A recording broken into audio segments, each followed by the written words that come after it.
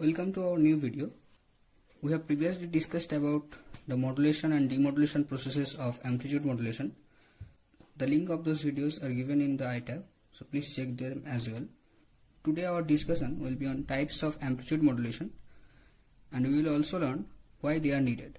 An AM signal consists of two sidebands and a carrier signal, and the equation is given by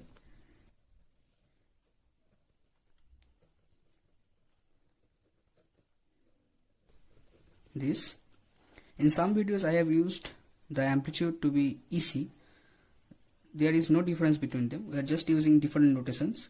So here MT is the message signal, you all know, and omega C is the frequency of the carrier signal. The spectrum of the message signal MT is given by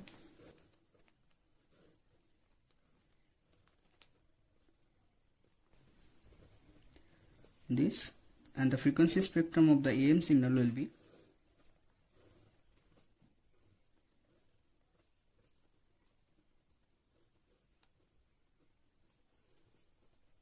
this.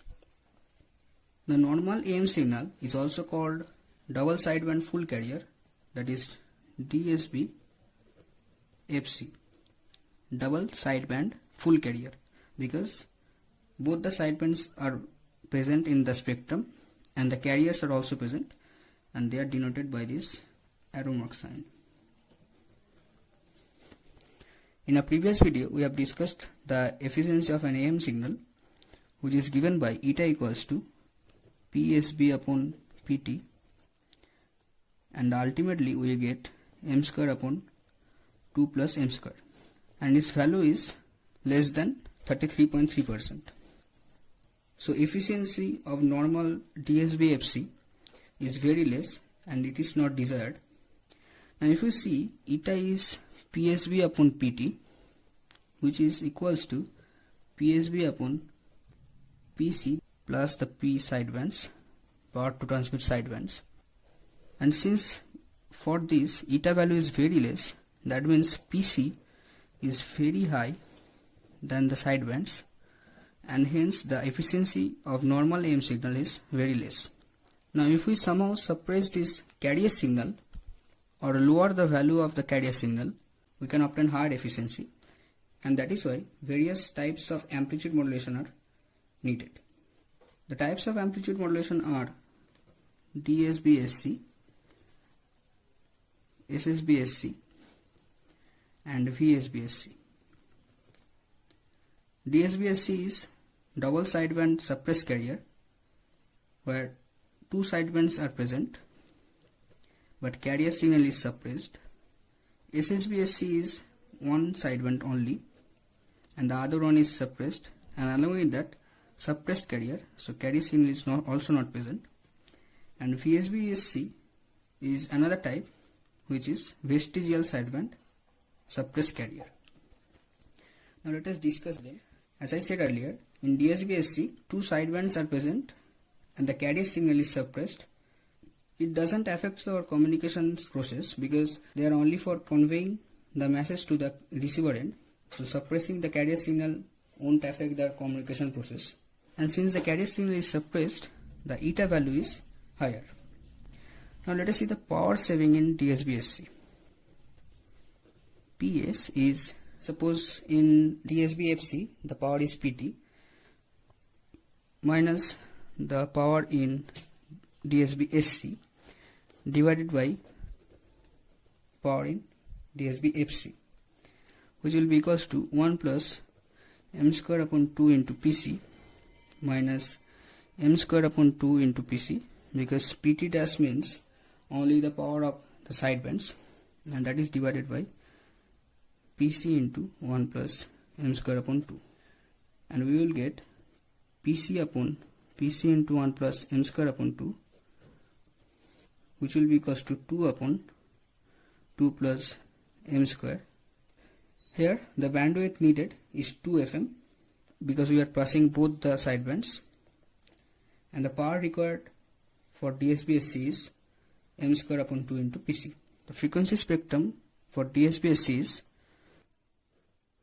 like this, and remember there is no arrowhead at FC or minus FC because the carrier signal is suppressed. So this is the difference between the frequency spectrum of DSB-FC and DSB-SC. Here arrowhead at FC and minus FC is present, here is not.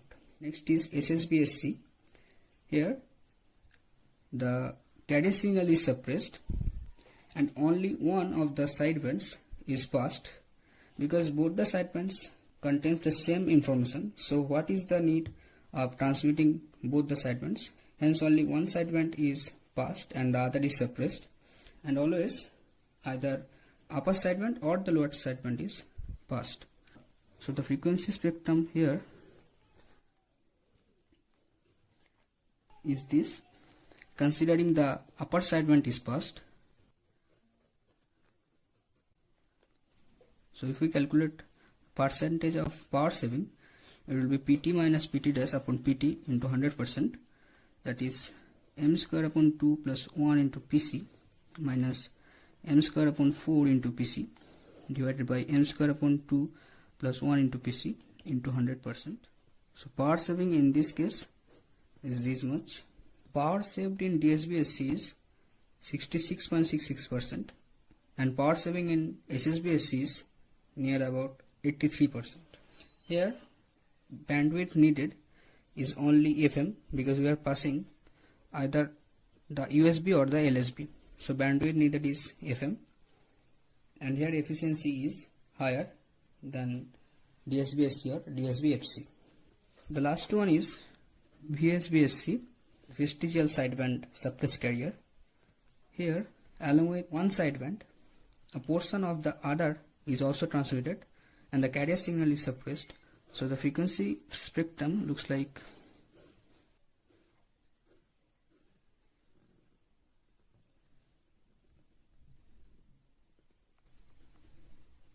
this. Here the upper sideband is passed and some portion of the lower sideband, that is this much, is also passed and the carrier is suppressed.